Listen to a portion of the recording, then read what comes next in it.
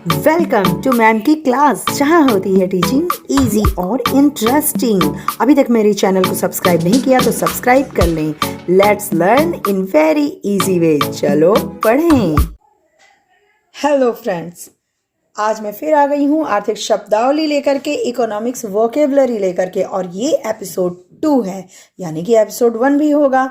I am sure कि आपने episode 1 देखा होगा, जो कि 1 जनवरी 2021 को अपलोड हुई थी। अगर बाय द वे आपने मिस कर दिया, उसे नहीं देखा, तो डिस्क्रिप्शन बॉक्स में मैं लिंक दे दूंगी, आप लोग ज़रूर उसे देख लीजिएगा। उसमें भी काफ़ी इंपॉर्टेंट वर्ड्स जो इकोनॉमिक्स के हैं वो बताया गया है, और बताया ही नहीं गया है, समझाया भी गया है। ये हमारा चैनल केवल बताता नहीं है बल्कि समझाता भी है। ओके, आज की वीडियो स्टार्ट करते हैं, और पहले मैं थोड़ा सा आपको एक इंडेक्स बता देती हूँ कि आज की वीडियो में कौन कौन से वर्ड आपको समझाए जाएंगे। डंपिंग यानी राशि पतन, anti dumping duty, countervailing duty, demonetization यानी विमुद्रीकरण, डीवैल्यूएशन यानी अवमूल्यन, मल्टीनेशनल कॉरपोरेशन यानी बहुराष्ट्रीय कंपनी, एफडीआई यानी विदेशी प्रत्यक्ष निवेश, और हवाला, मनी लॉन्ड्रिंग और सेल कंपनी। लिए स्टार्ट करते हैं वीडियो। फर्स्ट जो है हमारा डंपिंग से। पहला वर्ड है राशिपतन यानी डंपिंग। राशिपतन थोड़ा सा शब्द से ही आपको समझ में आ रहा होगा, राशि को कम करना, राशि का पतन करना। ठीक है, इसको एक एग्जाम्पल से पहले हम समझ लेते हैं। देखिए, है चाइना एक कंट्री है और इंडिया है, इनके बीच में आयात निर्यात हो रहा है, होता है। चाइना में कोई फ़ोन है, वो है 10,000 का।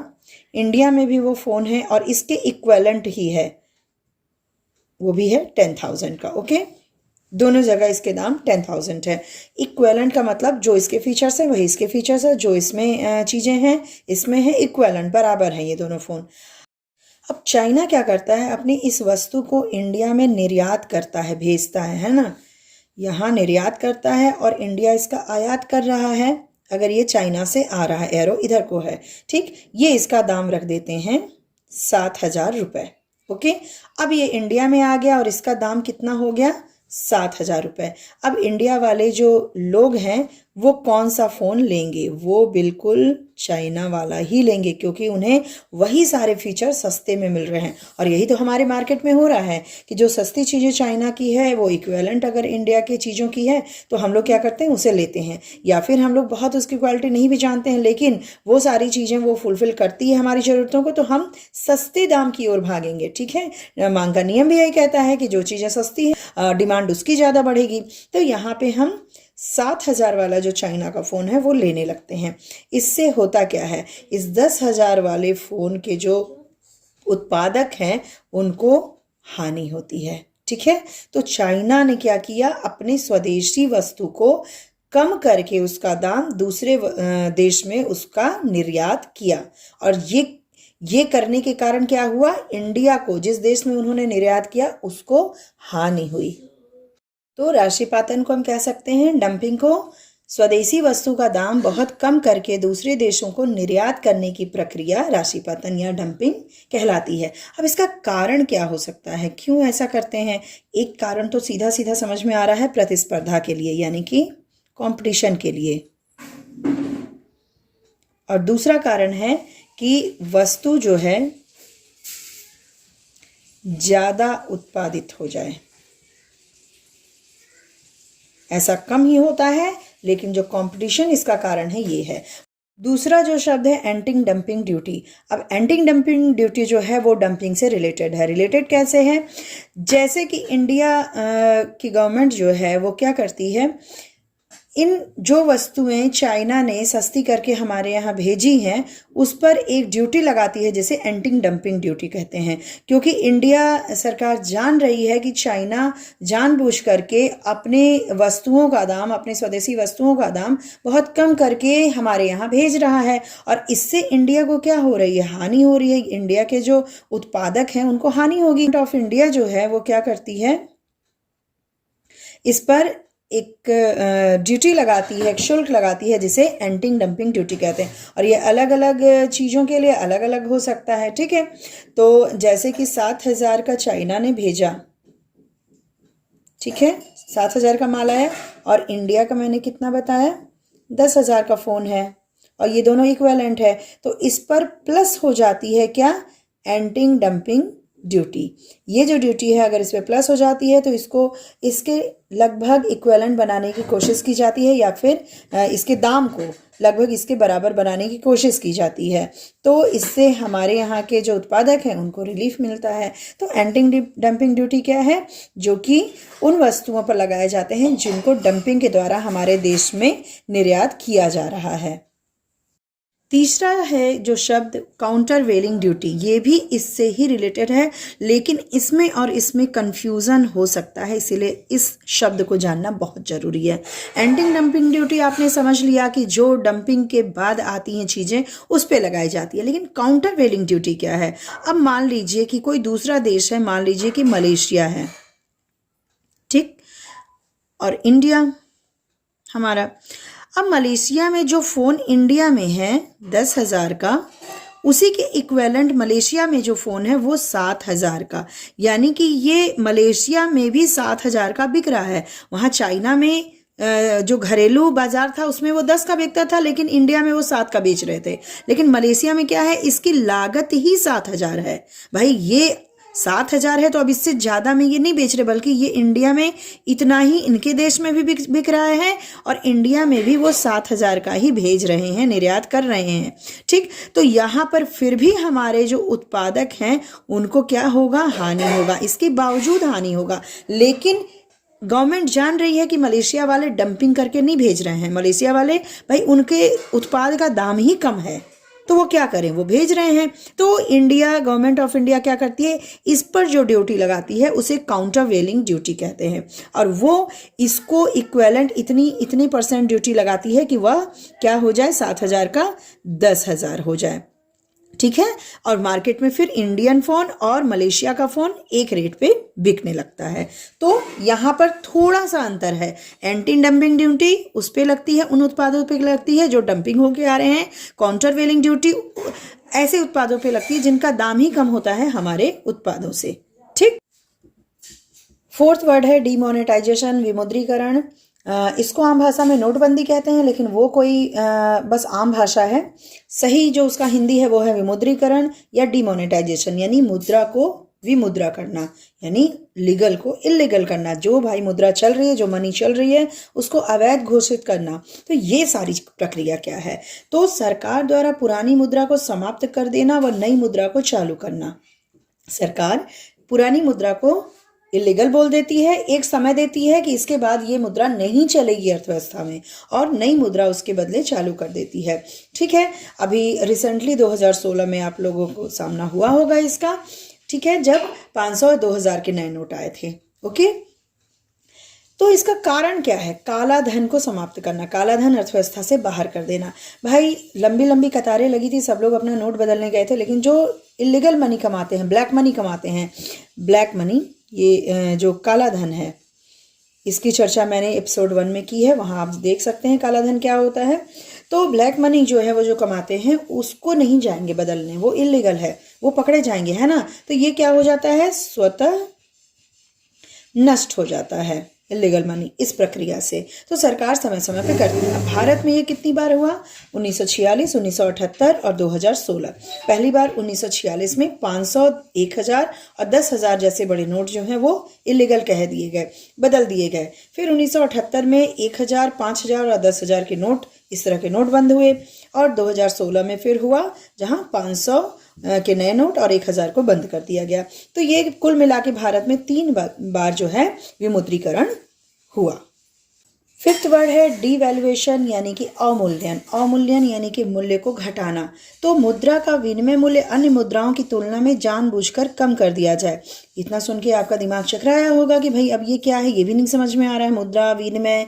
तो देखिए, मुद्रा का मतलब तो मनी होता है, विनिमय यानी कि उसका विनिमय मूल्य। जैसे कि अभी $1 के बराबर हमारा 73.09 यानी लगभग 73 रुपए के बराबर $1 है। तो ये इसका विनिमय मूल्य है। अगर इसको एक्सचेंज करेंगे, हमें $1 चाहिए तो हमें देना पड़ेगा 73 रुपए।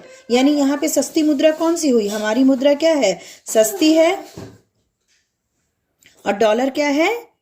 महंगा है, ओके। अब यदि 73 से हम 80 कर दे, मतलब यहाँ पे हम $1 के बदले 80 रुपए देने लगे, $1 क्या हो गया, और महंगा हो गया, हमारी मुद्रा और सस्ती हो गई।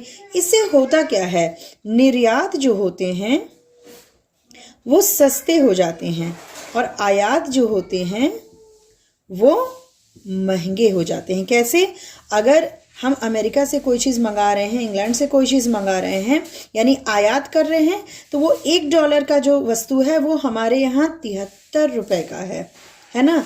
तो आयात हमारा महंगा हो जा रहा है क्योंकि $1 में ये बना रहे हैं, लेकिन हमारे लिए वो क्या हो जा रहा है, $73, और बढ़ा दिया तो $80 का हो गया। आयात महंगे, लेकिन निर्यात हमारा सस्ता हो जा रहा है। $1 में $73 के बराबर का वस्तु इन्हें मिल रहा है। ठीक, तो निर्यात सस्ता हो जाता है और आयात महंगा हो जाता है। भुगतान असंतुलन को कम करने के लिए डिवैल्यूएशन सरकार करती है, यानी कि अपनी मुद्रा का दाम जो है जानबूझ करके कम कर देती है, और इस हिसाब से निर्यात सस्ते हो जाते हैं और निर्यात की डिमांड जो है वो वर्ल्ड मार्केट में ज़्यादा होने लगती है। अगला वर्ड है एमएनसीज यानी मल्टीनेशनल कॉरपोरेशन। मल्टीनेशनल कॉरपोरेशन को हिंदी में बहुराष्ट्रीय निगम कहते हैं। अब बहुराष्ट्रीय निगम क्या है भाई, देखिए एक देश है, यहाँ पर मान लीजिए ए देश है, कोई भी देश हो सकता है। यहाँ पर मेन इनका जो एक इन्होंने पहले एक कंपनी स्थापित की, एक कॉरपोरेशन स्थापित किया और इसको फैला दिया दूसरे देश में, जो कि आर है, दूसरे देश में एस है, टी, कई देश हैं जहां पर इन्होंने अपने इसी कंपनी को, यानी कि यहाँ पर उसका मेन ब्रांच है और इसका जो और ब्रांचेस हैं वो दूसरे देशों में भी हैं।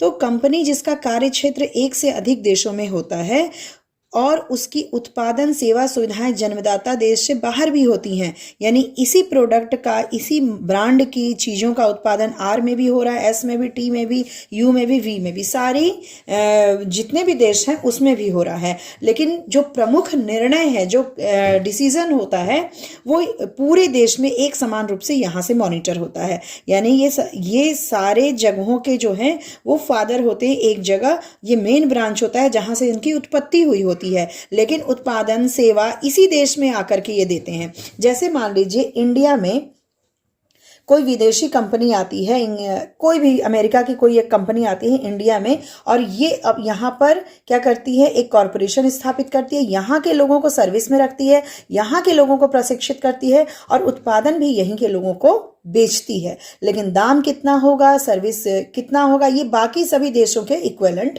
होता है। ठीक है, तो यहाँ पे आपको क्या समझ में आया कि पूरे विश्व में एक समान इनका डिसीजन होता है और जो भी उत्पादन सेवा सुविधाएं हैं वो उसी देश को दिया जाता है। ठीक है, और जो इसका लाभांश होता है वो यहाँ के जो कॉरपोरेशन स्थापित है उसको मिलता है और इन्हें भी मिलता है।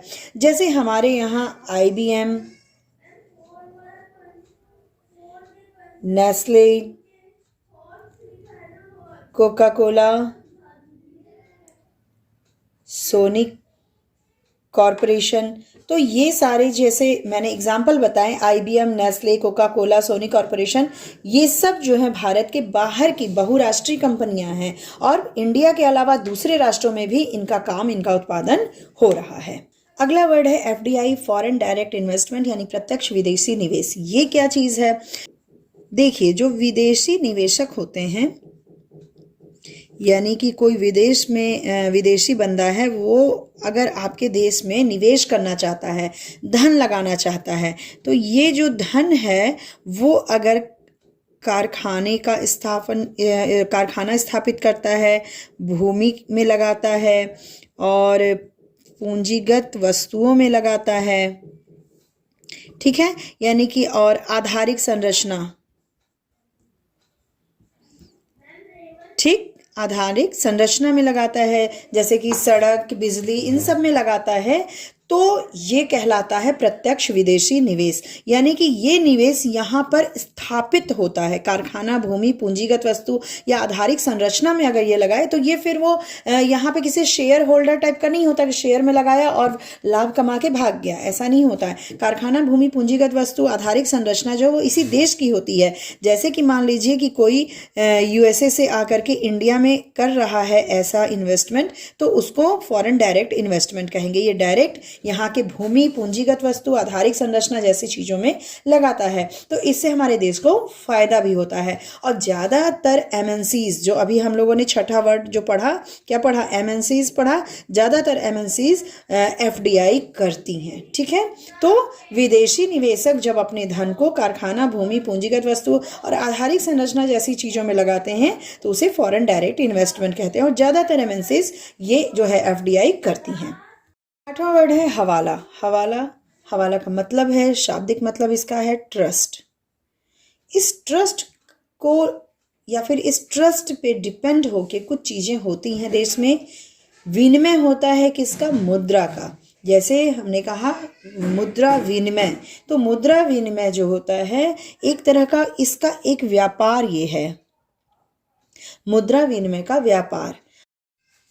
एजेंट ही इसका प्रमुख संचालक होता है और विनिमय दरें जो होती हैं वो विभिन्न केंद्रों की अलग अलग होती हैं। ठीक है, और इसको ज़्यादातर कौन करते हैं, आयातक, निर्यातक इसका प्रयोग करते हैं, हवाला के माध्यम से लेन देन करते हैं। ठीक है, इसमें पहचान छुपी होती है, इसमें पहचान छुपी होती है। ठीक है, और हवाला जो है वो नहीं सही माना जाता, क्यों, क्योंकि इसमें पहचान छुपी होती है और ब्लैक मनी को वाइट ये लोग कर लेते हैं हवाला के जरिए। कैसे, मान लीजिए सिंगापुर में कोई एक बंदा है एक्स और हमारे इंडिया में दिल्ली में एक बंदा है वाई। ठीक है, इनके बीच में लेन देन होना है। एजेंट यहाँ भी होते हैं सिंगापुर में और एजेंट यहाँ भी होते हैं। तो आप जो है दिल्ली वाला बंदा एजेंट को मनी देगा और सिंगापुर वाला इस एजेंट को देगा। यहाँ पर एजेंट टू एजेंट एक पास कोड के जरिए इनके बीच में वार्तालाप होती है, मोबाइल कांटेक्ट दिया जाता है और ये मोबाइल कांटेक्ट से कांटेक्ट करते हैं। ठीक है, यहाँ पे कोई बहुत बड़ी फॉर्मेलिटी नहीं होती, आधार कार्ड या पैन कार्ड या ऐसे कुछ भी चीज़ें नहीं लगती। ठीक है, और ट्रांसफ़र हवाला के जरिए यहाँ पर हो जाता है। तो कौन करता है इसका संचालन, एजेंट करते हैं। ठीक है, और एजेंट का एक पास कोड होता है, तो इन दोनों के बीच में, एजेंट से एजेंट के बीच में हो जाता है और ये एजेंट जो इंडिया का है वो दिल्ली वाले को दे देता है। तो पूरा एक जाल के रूप में ये कार्य होता है और इसमें कहीं भी वाई बंदे का या एक्स बंदे का सिंगापुर में या दिल्ली में वाई बंदे का कोई पहचान यहाँ पर डिस्क्लोज नहीं होता है। जो वर्ड है वो है मनी लॉन्ड्रिंग। मनी लॉन्ड्रिंग क्या है, देखिए इसमें बहुत बड़ा अमाउंट, ह्यूज अमाउंट जो होता है वो एक तरह से ब्लैक मनी जो होती है उसको वाइट किया जाता है। कैसे वाइट किया जाता है, मान लीजिए यूएसए और इंडिया, यूएसए से इंडिया में ये एफडीआई के थ्रू इन्वेस्ट करते हैं। एफडीआई के थ्रू किस लिए इन्वेस्ट करते हैं, क्योंकि एफडीआई के जो फॉर्मेलिटीज़ ये पूरी करेंगे तो इनको कोई भी टैक्स नहीं देना पड़ेगा। एफडीआई के थ्रू नो टैक्स। ठीक, तो एफडीआई के थ्रू ये आ गए और फिर इनको कई सहूलियतें भी दी जाती हैं। यहाँ पर ये क्या करेंगे, कंपनी ओपन कर लेंगे। ठीक है, कंपनी को खोल लेंगे कहाँ पर, इंडिया में। ये यूएसए से आए इंडिया में एफडीआई के थ्रू और कंपनी इंडिया में ओपन कर लेंगे। उसके बाद कुछ सालों तक ये सारे कार्य जो हैं अपने करेंगे, लेकिन पहले से डिसाइडेड होता है यहाँ पर अपनी बहुत एक ह्यूज अमाउंट जो है वो इस कंपनी के थ्रू लगाएंगे। लेकिन कुछ समय के बाद, क्योंकि ये इन्वेस्टमेंट एफडीआई के थ्रू कर रहे हैं इसलिए बहुत ज़्यादा इनकी जांच पड़ताल भी नहीं होती, फॉर्मेलिटीज़ कम होती है और उसको वाइट माना जाता है इनकी मनी को। लेकिन यहाँ जब ये लगा लेते हैं और कुछ समय के बाद ये क्या करते हैं, कंपनी को लॉस पे दिखा देते हैं। ठीक है, लॉस यानी कि दिवालिया हो गई कंपनी, डूब गई कंपनी। ठीक है, तो इस तरह से जो कंपनी को दिखाते हैं ये जो कंपनी होती है जो कि लॉस मेकिंग कंपनी है, इसी को हमारा जो 10 वर्ड है क्या है, सेल कंपनी।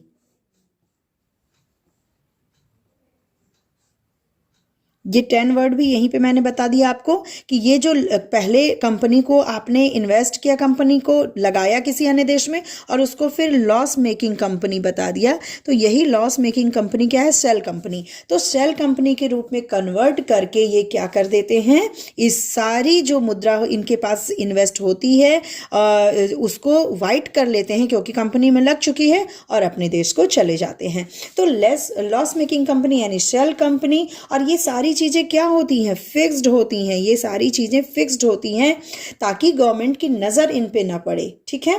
और ये अपने ब्लैक मनी को वाइट मनी कर लें। इसी को ब्लैक को वाइट करने को मनी लॉन्ड्रिंग कहते हैं। भाई लॉन्ड्री में कपड़े क्या होते हैं, साफ़ किए जाते हैं, तो यहाँ इनकी ब्लैक मनी को साफ़ करके वाइट बनाया जाता है। ये पूरे वर्ल्ड में इसका जो जाल है वो फैला रहता है, ठीक है। अब यहाँ पे 25,000 मान लीजिए शेयर आया तो कई कंपनी ने फर्म किया, ठीक है। और इस पे जब टैक्स है वो भी नहीं दे सकते हैं क्योंकि लॉस है, लॉस पर नहीं दे सकेगी टैक्स। तो इस तरह से ये चीज़ें होती हैं, मनी लॉन्ड्रिंग होता है। और जो पाकिस्तान है उनमें हवाला, मनी लॉन्ड्रिंग और ये सब जो होता है, इसके ज़रिए पाकिस्तान में टेररिस्ट प्रक्रियाएँ भी की जाती हैं, क्रियाएँ की जाती हैं। टेररिस्ट के जो एक्टिविटीज़ होती है उसको जो पैसा चाहिए वो ह्यूज अमाउंट इसी जरिए आता है, ठीक है, मनी लॉन्ड्रिंग करके आता है। तो मनी लॉन्ड्रिंग का मतलब क्या हुआ, एफडीआई के थ्रू पहले तो इन्वेस्ट करना, ठीक है, जहां पे आपकी सरकार की नजर न पड़े, कुछ दिनों के बाद उसे लॉस मेकिंग कंपनी यानी कि सेल कंपनी बना करके सारा पैसा जो है वो मिसयूज करना या फिर गलत इलीगल प्रोसेस में उसको यूज कर लेना, ठीक है। तो यहां पर आपने 9 वर्ड के साथ साथ 10 वर्ड भी समझ लिया। आई होप कि आपको ये सारे जो 10 वर्ड आपको पता चले आज, वो आपको अच्छे से समझ में आए होंगे। अगर फिर भी कोई क्वेरीज हो तो आप कमेंट बॉक्स में ज़रूर कमेंट कीजिएगा और अगर वीडियो अच्छी लगी तो लाइक तो दीजिएगा ही। और कोई भी नया हो इस चैनल पे तो प्लीज़ सब्सक्राइब कर ले। और इस चैनल पे आपको इकोनॉमिक्स से रिलेटेड छोटे से छोटे डाउट्स जो हैं वो क्लियर किया जाता है। चलिए मिलते हैं अपने अगले वीडियो में, एपिसोड 3 में। और अलग अलग विषय पे भी एनसीईआरटी की बुक्स को लेके इस चैनल पे वीडियोस बनती हैं। सब्सक्राइब कीजिए और वहाँ जाकर के आप चेक कर सकते हैं। चलिए मिलते हैं अपने अगली वीडियो में। Good bye and take care.